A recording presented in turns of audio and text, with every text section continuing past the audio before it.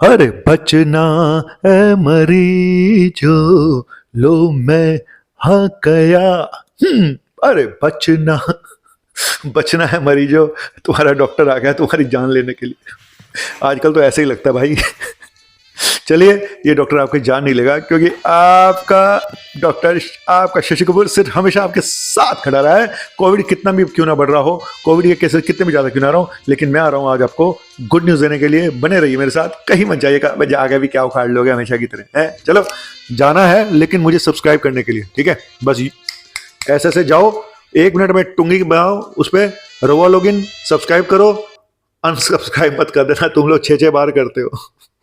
लोड़ा बेचारा क्या करे।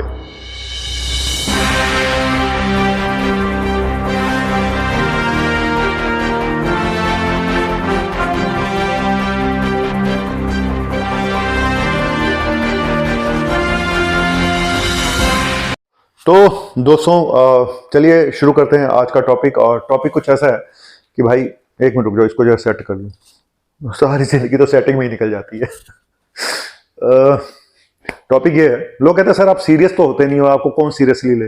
यार देखो, इतने तनाव भरे माहौल में जब डेल्टा होके जा चुका है, आप लोग सब अभी भी डरे हुए हो, तो मुझे लगता है यार नवनीत कालरा, तेरा एक फर्ज है कि अपनी डॉक्टरी को साथ साथ चलने दे, लेकिन थोड़ा सा रिलैक्स कूल माहौल में लोगों को बताया करो, जिससे कि उनके ऊपर टेंशन का कोई भी साया ना आए। और यही मेरा काम था और यही मैं करता आया हूँ। भले लोग मुझे कितने भी गालियां दें, कितना भी मेरे ये बोलने के अंदाज पे बोलें, मुझे कोई फर्क नहीं पड़ता। चलिए बताता हूँ आज की मुख्य खबर।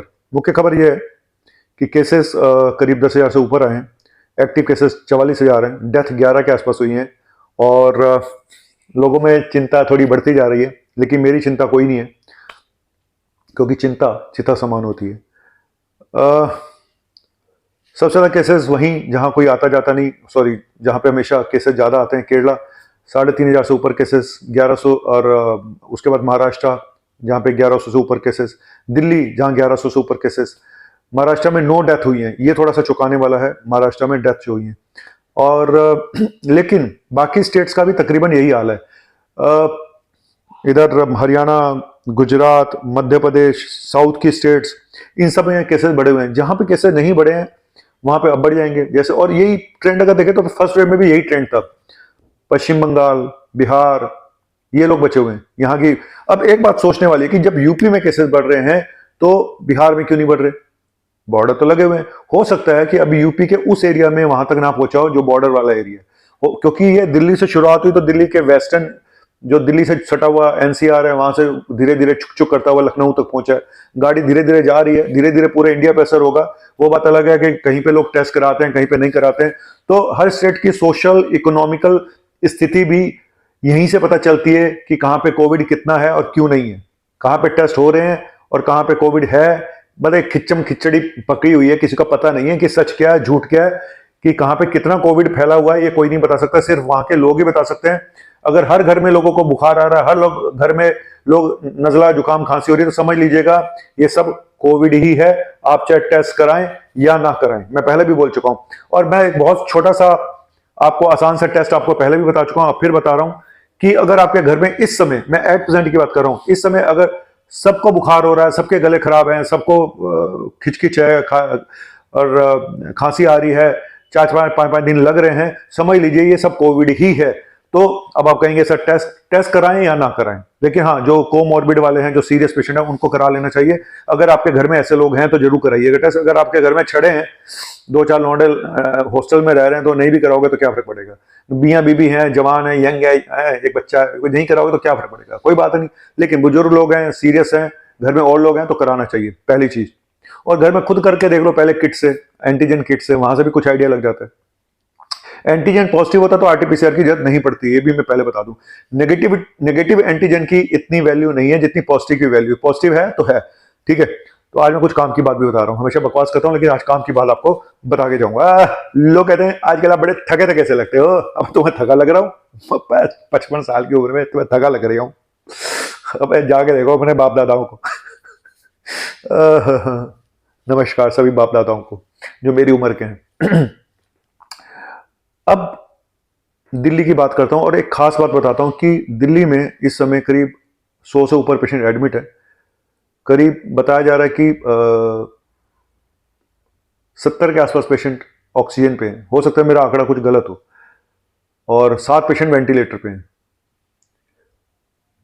70 की जगह हो सकता है 50 पेशेंट ऑक्सीजन पे हो। थोड़ा सा मुझे आंकड़े में जो कंफ्यूजन हो रहा है, लेकिन मोटा मोटा मेरा कहने का मतलब क्या है, उसकी बात को समझिए, वो ज्यादा जरूरी है बजाय इन आंकड़ों के। जो 50 है या 70 है, उनको कोविड हुआ इसकी वजह से ऑक्सीजन पे हैं, या वो ऑक्सीजन पे थे, कोविड हुआ।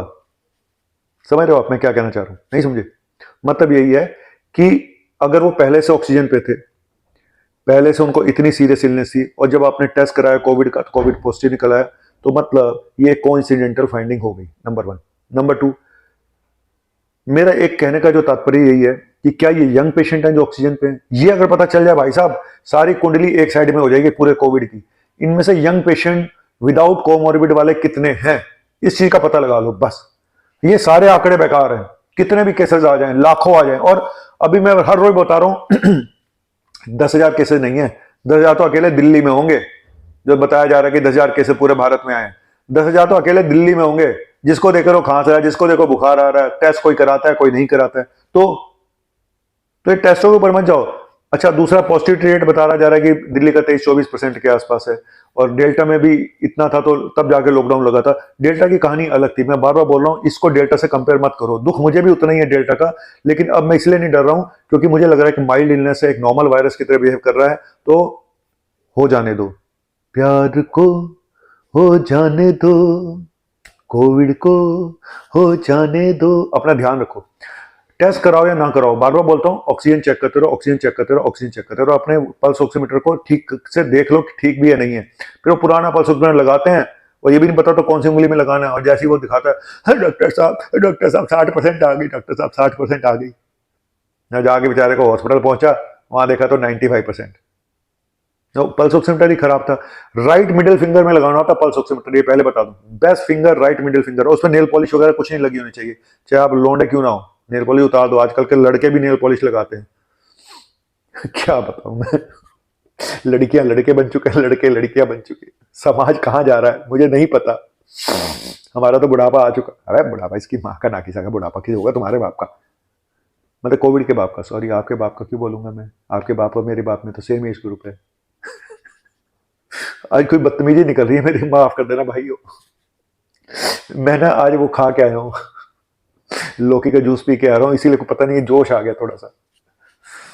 अगली बार गोमूत्र पी के आऊंगा उसके बारे में भी स्टडी आ गई, गोमूत्र के बारे में फिर बताऊंगा उसके बारे में क्या स्टडी आई है। उसको बिना स्टेराइल गोमूत्र पीने से कहीं खतरनाक बैक्टीरिया आपके पेट में जा सकते हैं, लेने के देने पड़ सकते हैं। तो स्टेराइल गोमूत्र पीजिएगा, डिस्टिल गोमूत्र पीजिएगा।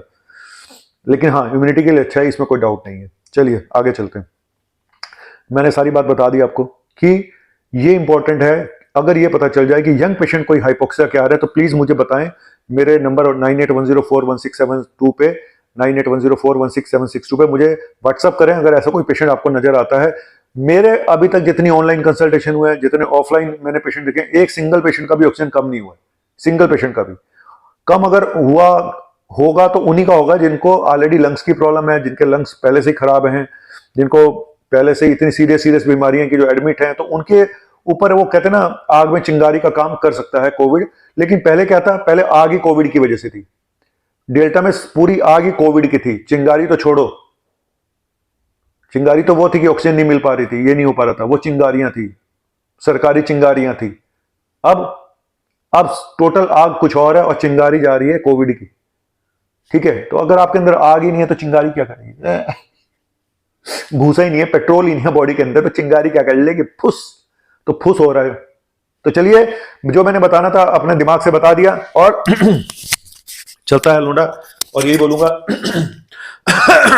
गला साफ कर लो यार, गाना सुनाने जा रही हूं, जिसको नहीं सुनना भगलो। चांद मेरा दिल, चांदनी हो तुम, चांद से है तू, चांदनी कहाँ लौट के आना, वो तो मेरे पास ही है यही तुमको जा रहे हो तुम। जी हाँ, चांद मेरा दिल चांदनी हो तुम। तो ये ज़िंदगी आपके लिए है, आप ही मेरे चांद हो और आप ही मेरी चांदनी हो। तो मैं आता रहूँगा इसी तरह से अपनी चांदनी और चांद भरी चांदनी भरी रातों को इसी तरह से बिखेरता रहूँगा। और आपके जीवन में अगर मैं 1.001% भी खुशी आपके लिए ला सकता हूँ तो मेरे लिए बहुत सौभाग्य की बात है। इसके लिए मुझे पद्मश्री मिलेगा या नहीं मिलेगा वो भगवान बताएगा। लोना लालची बना।